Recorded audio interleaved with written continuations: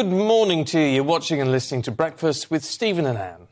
Now, after hours of meetings with government ministers, rail companies are set to strike in the long-running dispute over jobs, pay and conditions. Now, it comes after unions also announced it would ballot its members on the Elizabeth line, that's the tube line in London, for strike action.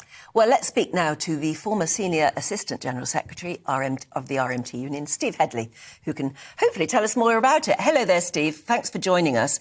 What is the latest in this whole dispute? What's happening at the moment? Do you know? Well, I believe that the dispute you're referring to is actually another union. It's not the RMT, it's a transport, but PSSA, which is mainly a clerical union.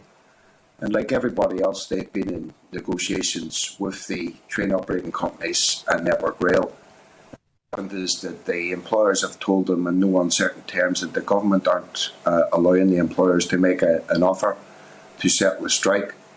Now, I don't know if you're aware, but the strike in Scotland has actually been settled. They settled for 5% and a £750 bonus, which wasn't included in the rate of pay, which I think is a terrible deal. It's only half the price of inflation, but that deal has been done. So I wouldn't be surprised if the government were told to put out and the train operating companies made a similar deal south of the border. Well, yeah, and if it was made, would you expect that to be taken as well? Well, I would hope not. I think it's a shocking deal. It's an appalling deal after all the money and time that people have been out on strike. It's less than half the rate of inflation, but nevertheless, that deal's been accepted in Scotland. So, I think the strategy that the leadership have had of having a couple of days of action per month and then not having any action for a month and then repeating that has been ineffective, and I think the membership may well have been worn down by that.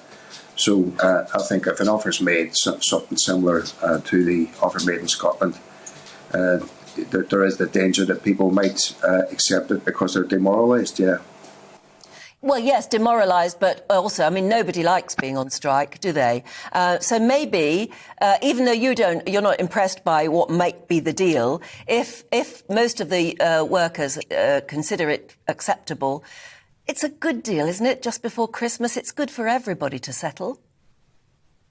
Well, I think it is good that if a deal was good enough to settle, then that deal would be put. But I don't think that the deal that's currently on the table is good enough to settle. That's my opinion. Obviously, the members will be given a vote on that.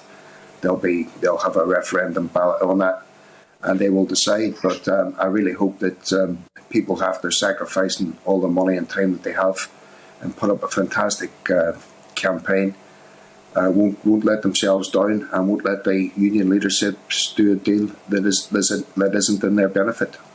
What would you say to one of our viewers and listeners, Martin, Steve, who says strikers are selfish because we all have to suffer the economic crisis? We'll all end up paying for their increased salaries.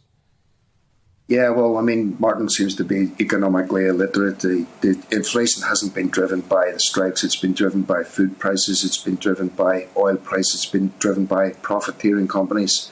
We're the fifth richest country in the world.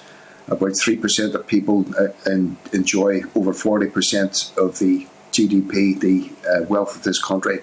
And we need to redistribute that, So when you've got people who are coming on making comments like that, you better just ignoring them, really, aren't you? Well, it's got a point, though, in that, when it comes to the NHS, we'll all end up paying more in terms of taxes, which we are doing anyway, and national insurance potentially. When it comes to train tickets, we'll end up paying more. I mean, he's perfectly valid on that, isn't he? I mean, it's all got to be paid for somehow. Yeah, and so do people's food bills when they go to the shop, and so do the gas and electric people use in the house. And when inflation is absolutely rampant, and inflation's 11%. Food inflation is 12.5%. People's real salaries, that's taken into account inflation. The real salaries have fallen by about 20%. And basically, what's happening here is the government are going to engineer, unless they start giving people pay rises, they're going to engineer a recession, because people won't be able to buy the goods in the shop, and that's already happening. I think if you look at the trends running up to Christmas, people are not buying stuff because they've got to pay their electric bill and they've got to pay the mortgage, and they've got to pay for the extra prices on food. So it's not good for the economy to go into a recession where you've got zero growth or negative growth. And the argument that people will have to pay more taxes, well, people are paying more taxes anyway. Your taxes are actually going to fund the train operating companies, which are getting billions of pounds from the government. It's just not being redistributed to the workers who are working there. Same in the NHS. You've got private companies in the NHS making an absolute killing, figuratively and literally. And we've got, massive rip-offs, and then we've got 100,000 vacancies because they're not paying enough people enough to stay in the jobs. So, that is the real situation. Yeah, well, I guess a lot of people would say, but we've all got to compromise somewhere along the line. And whilst you might not feel that the pay deal is generous enough, isn't that the case? We've all got to compromise and buckle under. Times are tough. Well, they're not tough for some people. The top 1% in this country, the proliferation of billionaires, the absolute profiteering oil companies, the people that put their taxes in the Cayman Islands instead of paying them over here, those people seem to be doing all right. Why don't they have to buckle under for a change? Why is it always working class people who have to take the hit?